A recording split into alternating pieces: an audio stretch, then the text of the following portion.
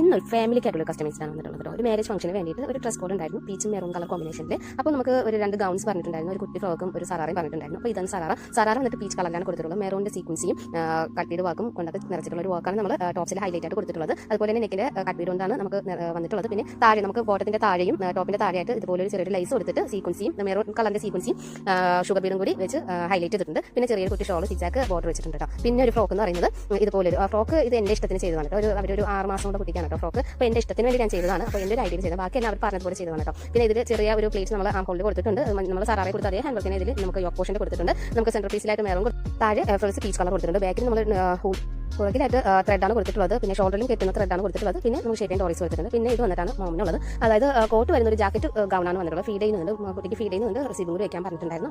അത് feeding zip വെച്ചിട്ടുണ്ട്. പിന്നെ ഇതുപോലെയാണ് നമുക്ക് ഫൈനൽ. ഇത് അവർ പറഞ്ഞ ഒരു ഐഡിയയിൽ അവരുടെ ഐഡിയയിൽ ചെയ്തതാണ് കേട്ടോ. നമുക്ക് ഇതിലൊരു ഇതില്ല. പിന്നെ ലൈസിൽ ജസ്റ്റ് പ്ലെയിൻ